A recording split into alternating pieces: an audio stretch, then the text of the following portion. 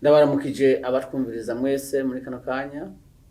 Tugiye kuganira ku kiganiro kijanye no gucandagwa ku bijanye n'ikiza coronavirus. Mazina nitwa David Ndikumana, ndafise umutumire w'iteka. Twamuhaye ikaze nawe yivuge amazina yiwe. Urakoze David, mahoro. Mahoro cyane. Ego ku mazina nitwa Rodriguez Kujua, nkaba ndi umuganga wo muri Yesu. Nkaba mu by'ukuri nashoboye gukora mu bitaro bitandukanye no bigo biraba cyabika amagara y'abantu bakuze. Nibyo. Kaze, murakoze. Ego nayemeje kubabwira ko tugiye kuganira ku kibazo cikiza coronavirus cyamaze inganda, kandi ko tugiye kuvugana ku bijanye no gucandagwa. Turafise umutumire. Ego ndamubaza ikibazo ca mbere, mbega gucandagwa bifise akamaro nyabaki? Okay. Nibyo. Umbaje ikibazo ciza. Yego. Ngo tigucana bifise akamaro nyabaki. Icabire kwanza novuga yuko coronavirus kiza ni ingwara ifata mu ima byo guhema. Yego. Hama igatera gushuha, gukorora, kubora guhemo, ibintu nk'ivyo. Hama akamaro gucana kana kihe nuko wewe nyine waronse rucanco uba wikingiye. Yego. Kandi wakingira umuryango wawe wakina igihugu cyose. Gira kabiri nuko uba ugabanyije n'uburake, urucanco rugabanya ubukare bw'ingwara. Kandi urabye neza bituma kandi ukingira igihugu, ukingira umuryango, ibintu nk'ivyo. Igira gatatu igira kandi novuga nuko naho wose nzikara utaremba cyane nk'utaronse urucanco rwa coronavirus. Yego. Burya wari candagishije? Jewe naricandagishije kandi cyo zose zibiri. Oh, nanje naricandagishije. Urakoze. Rero mukanya twaje kuja mwidonida. Ego, ndafise ikindi kibazo ngo ndakubaze. Kigira kabiri. Mbega ni gute womenya ko izo ncandago ari nziza? Oh yes. Birumvikana kugira kwibaza niba kirago ari nzima cyangwa ari nziza. Ico no kubwira no kuremesha yuko coronavirus no kubyumva yabaye kuva kera. Yego. Kandi rero iyi coronavirus dufise 19 iri mu muryango za coronavirus yabaye kuva kera. Yego. Hariho umuryango cyangwa ubwoko bwa mu cyo bati SARS. Ni ubwoko bwa virus butera ubukonje. Kandi rero abashakashatsi barabyitse ko cyane imyaka 50 amakuru menshi y'ubuzima bw'abana barayazi. Rero kubera ko byaje nk'icaduka, ibihugu byace bija hamwe, abantu bajejwe gukora imiti, gutanga ubufasha bw'imiti baraja hamwe bati barabe kuronka inyishu igisubizo kw'ikiciza. Rero harabaye igerageza ry'incanco barabe ko zoba zifise atangorane zoba zifise ari nzima mu kwivuza ari nzima. Rero nka muri Australia duhagaze turi hariho iki ishirahamwe novuga cankwe igisata novuga kijejwe kuraba incanco canke imiti ariho citwa TGA bisobanura Therapeutic Good Administration. Ico kinga muri Australia.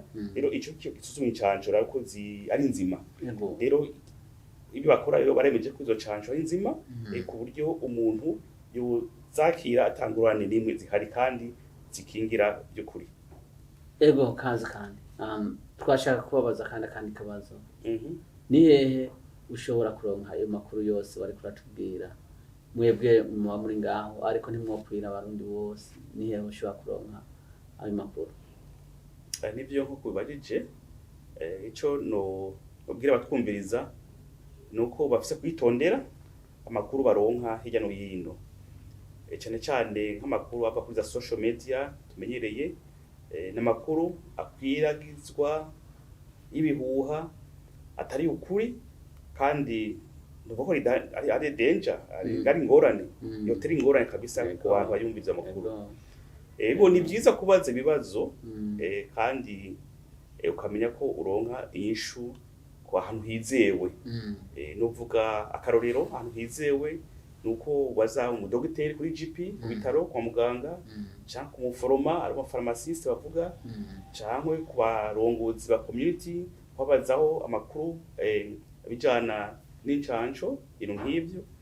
urafise no kurondera amakuru kuri SA Health cangwe nk'ikigo nka ara urafise nako kibaza kubaza amakuru nkaho ivyo nivyo novuga kandi nomenyesha yuko ntago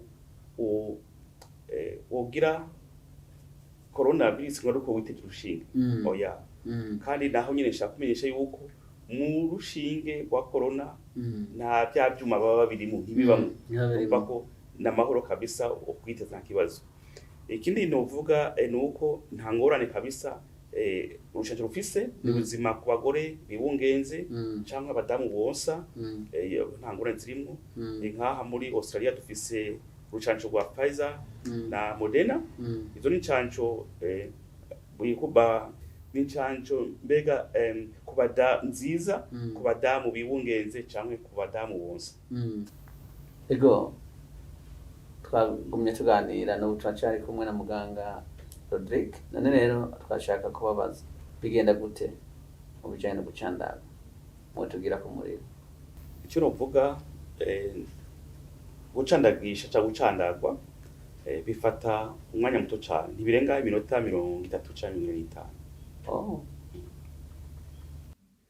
Usabwa wambare maske tuvuga agafukamunwa, hanyuma ufata ikarata yawe ya Medicare na ID yawe canke karangamuntu, hama urafise kujana n'umuntu umwe mu muryango wawe kuri clinic canke umugenzi wawe abyifuza. Uzohabwa urupapuro wuzuza wemeza ko uhabwa urucanco, hama ujanwe mu cumba, hama umukozi akora mu magara y'abantu azokora ibintu bikurikira no mara gushika mu cumba. Azofata ico cemezo cawe, akwemeze umwidondoro wawe, arafise kukubaza kubijana canke kubijanye n'akahise kawe ko kwicandagisha, wemeze ko wemera gucandagwa, yongere arabe umukono wawe ku rupapuro rwawe. Ubwo rero hazoba hageze aho gutanga urucanco. Menya neza usabwa kwambara impuzu zirekura kugira ngo ubashe kuduza amaboko kugira ngo wakire urucanco.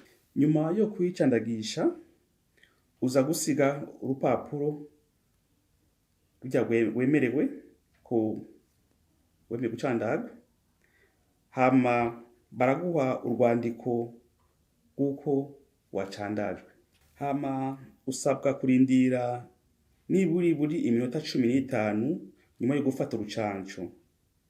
Mu gihe bishitse ukagira reaction canke ibindi bimenyetso canke ukagira allergy.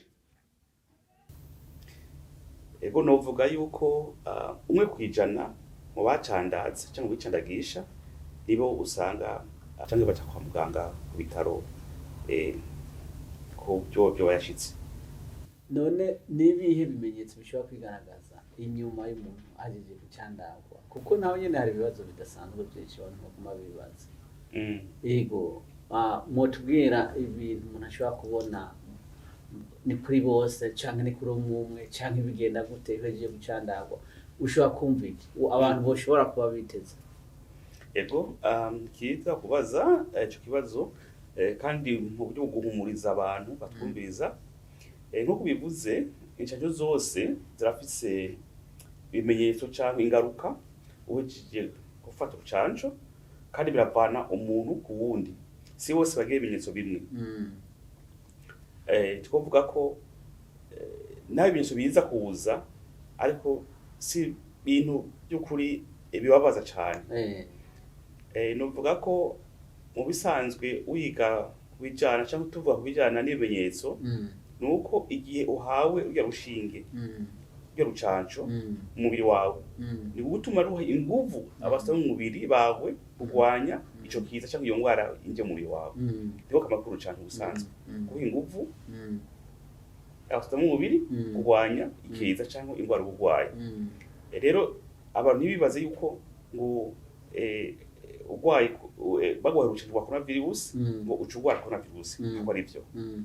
Nk'ibimenyetso novuga kenshi bikunda gushika umuntu amaze kurwara urukingo rwa virus rwa coronavirus hariho ukubabara umutwe, hariho cyakuribwa umutwe novuga uko hariho kubabara hari ahantu bagutera ushinge ugasanga haratukuye cyangwa haravyimbye gatoya ibintu nk'ibyo navyo byarashikiye igihe bantera aho rero hariho imitsi mubiri pumpa nyine yikurya hariho ubushuhe cyangwa kanya ibintu nk'ibyo kandi ibyo bimenyetso bisanzwe bifata ni hagati y'imisi n'umunsi umwe imisi ibiri nyuma yo gufata urwo rucanco iyo bintu bishika kandi bihera vuba mu minsi mike biba byaheze. Rero mu gihe tuvuge ushikiye ibimenyetso nk'ibyo icyo tuguhanura nuko ukwiye kurondera umuganga wawe ari hafi dogiteri cyangwa muganga ari hafi ukamwiganira icyo kibazo cyangwa kuja ku bitaro ngo nyine mu gihe ubona kubikomeye cyane. Icyo kandi wamenya nuko birashika cyangwa ntibishike urumva. Rero nibaza ko ari ibintu bitoya cyane bitorinda by'ukuri babaza cyane ariko nuko ufiye kwitondera kuja kwa muganga mu gihe byo byagushikiye. Sinzi ko ntaraja kure cyane, sinzi ko hari ibimenyetso ugeze gushikira nagize ibimenyetso nk'ibyo gushuha narafashe paracetamol hanyuma naho nyene narafashe ibintu bikanyirwa muri frigo ndashiraho byaciye bigenda neza. Umva ko ni bisanzwe kubabara ntibisanzwe najya nashikiye ariko birahera. Murakoze tachariko ego naga mfate kano kanya ko byukuri dushimire muganga wacu yabanye natwe guhera mu gitondo duhaye tuganira kino kiganiro kijanye n'ikiza corona. Nongere nshimire namwebwe mwese mwashoboye kubana natwe kandi namwebwe muzoshobora kubandanya mwumviriza kino kiganiro kizabagirira akamaro kandi ndizera ko inyishu n'ibibazo mwari musanzwe mufise twari dusanzwe dufise atuganiriza kuri kino kibazo kiza gihanze isi arico cyitwa corona. Mwakoze cyane muganga. Murakoze cyane David. Murakoze mu by'ukuri cyane cyane nanjye ndashimiye batumviriza uno munsi. Icyo gusa no kwibutsa abatwumviriza nuko kubaza amakuru kubijyana n'urucanco rwa corona ni byiza ariko nosaba yuko barondera amakuru ahantu hizewe. Kugati bibaje n'abanyabahururu kurondera amakuru ahantu hizewe tuvuge ku ba GP abaganga cyangwa abaforoma ari ba pharmacy cyangwa ku barongozi mu community yabo bakabaza inkuru cyangwa kuri SA Health cyangwa ku kigo nka ara naho gire boronka amakuru ajanye n'incanco za coronavirus. Rero nk'uko tubivuga ni byiza gukingirwa cyangwa kurucanco aho kuronka aho cyangwa kubona ikiza virusi igufashe. Rero kubashaka gufata umwanya wo kujya kwikingiza nuko bofise guhamagara ku bitaro ku GP cyangwa ku mafarmasi cyangwa kuri SA Health. Aho hose barafasha kubijyana n'incanco za coronavirus. Murakoze cyane. Yego no ngaha kuri ara kuvyukuri ni hafi turi hano muri Sozibiri ni hafi cyane. Abarundi benshi n'abakongomani n'abantu bavuga Kirundi barahegereye. Urashobora kuza ukabaza inkuru cyangwa ushaka kwicandagisha baracandaga bizotangura neza na neza mu kwa kabiri umwaka uza 2022. Ushobora no guhamagara kuri izi nomero zikurikira 835429451. Ndasubiramwo 835429451. Ugomba umusobanuzi nawe nyine mu Kirundi nomero 13145 gusa. Murakoze cyane. Murakoze bwana David. Ndabifuza amagara meza. Namwe amagara meza. Sawa sawa.